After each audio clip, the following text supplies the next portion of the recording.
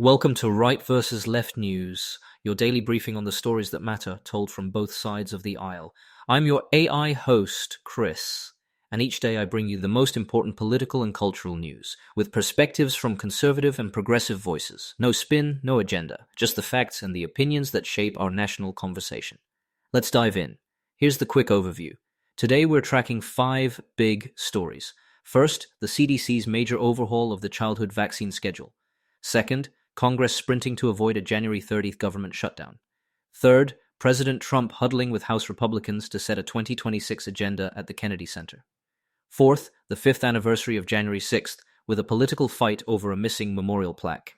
And fifth, leaked emails pointing to steep FEMA staffing cuts even as disaster costs rise. Let's get into it. Before we jump into today's stories, a quick word from our sponsors. This episode is brought to you by Family GPT, the AI chat platform actually designed for kids. If your children are curious about ChatGPT, but you're worried about what they might see, Family GPT gives you full parental controls, content filtering, and the ability to align responses with your family's values. Whether Christian, Muslim, Jewish, secular, and many more. Monitor every conversation, set usage limits, and let your kids explore AI safely. No ads, no data selling, complete privacy. Sign up free at familygpt.chat. Thanks to our sponsors for supporting Right First Left News. Now, let's get to the headlines. On the vaccine overhaul, here's what happened. The Centers for Disease Control and Prevention has reduced the number of vaccines it routinely recommends for all children from 17 to 11. Several shots, flu, rotavirus, meningococcal, hepatitis A and B, and COVID, move into high-risk or shared clinical decision-making categories. Acting CDC Director Jim O'Neill approved the change on January 5th following a review ordered by President Trump and championed by Health Secretary Robert F. Kennedy Jr. Insurance coverage remains, but the universal recommendations narrow. Reuters, the Associated Press, and the CDC confirm the shift and the timing. Here's how the right sees it.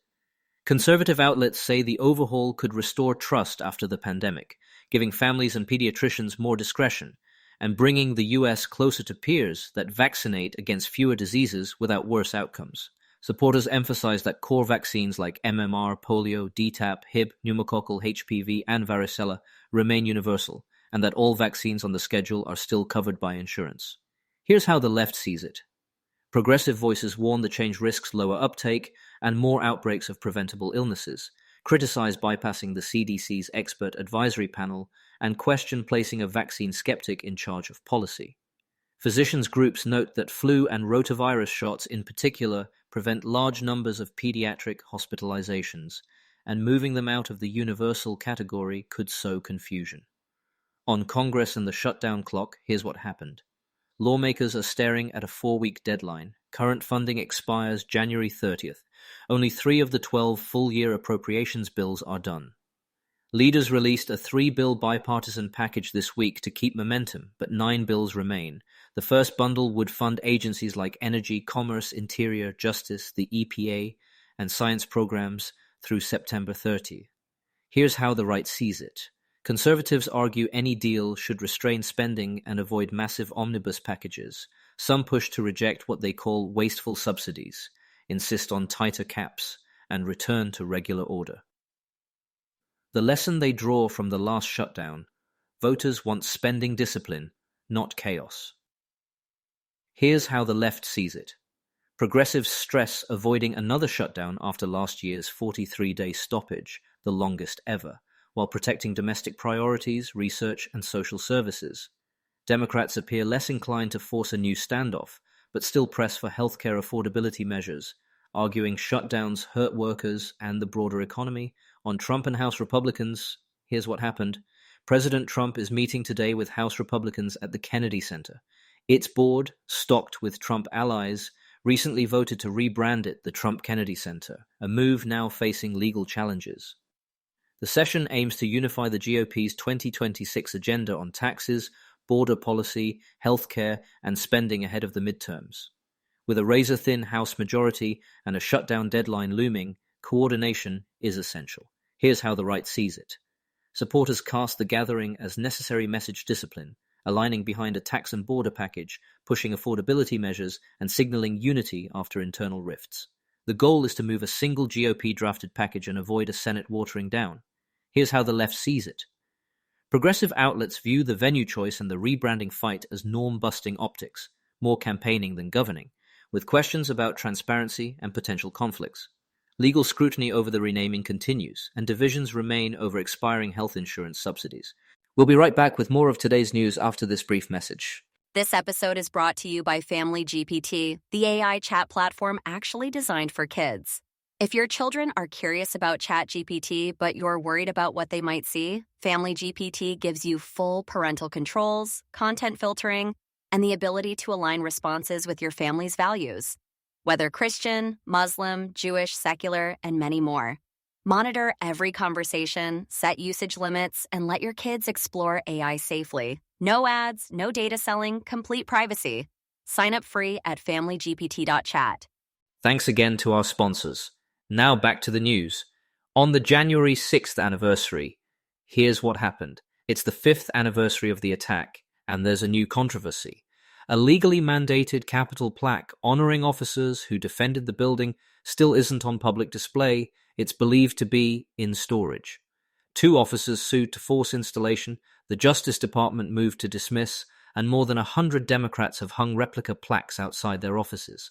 The dispute underscores ongoing partisan battles over how or whether January 6th should be officially remembered. Here's how the right sees it. Conservative voices argue Democrats use commemorations to relitigate 2021 while sidestepping hard questions about security failures. Republican leaders have created a new committee to probe unanswered questions, including the delayed National Guard response, and say prior investigators downplayed testimony that challenged the prevailing narrative. Here's how the left sees it. Progressive editorials describe the plaque's absence as part of a broader effort to minimize a violent assault on democracy and erase accountability, pointing to pardons and rhetoric, recasting rioters as victims. They call for a clear public memorial and continued investigation of organizers and instigators. On FEMA and disaster readiness, here's what happened. Internal emails and staffing tables show the Department of Homeland Security is evaluating major cuts to FEMA's disaster workforce in 2026. We're talking about a 41% reduction to on-call disaster staff and an 85% cut to surge roles, though officials call it a planning exercise. Dozens of core employees were already let go as of New Year's Eve, and the agency currently lacks a Senate-confirmed administrator. Related reporting points to a broader FEMA restructuring push, with some states suing over eliminated mitigation grants. Here's how the right sees it. Some conservatives argue FEMA has grown unwieldy, duplicative, and too grant-heavy, and that reforms should streamline the mission, reduce bureaucracy, and push routine responsibilities back to states. They've long urged consolidating or canceling underperforming grant programs and focusing federal efforts on truly catastrophic events.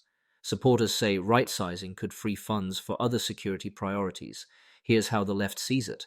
Progressives warn that deep cuts amid costlier climate-driven disasters would degrade readiness, slow recovery, and jeopardize mitigation projects that reduce losses.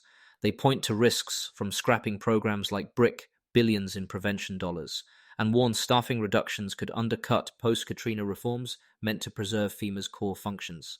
Quick recap. The CDC narrowed routine vaccine guidance. Congress is trying to head off a January 30th shutdown. Trump and House Republicans are locking in a midterm agenda at a legally contested Trump-Kennedy Center. 5 years after January 6th, a memorial plaque fight reflects deeper political divides, and leaked plans show FEMA downsizing under review. Even as disaster needs grow, we'll keep tracking what passes, what stalls, and what it all means for your family, your wallet, and your community. That's it for today's episode of Right vs. Left News. Remember, understanding both sides isn't about picking a team, it's about being informed. Subscribe wherever you get your podcasts and join us tomorrow for another balanced look at the day's biggest stories. Until next time, stay curious and stay informed.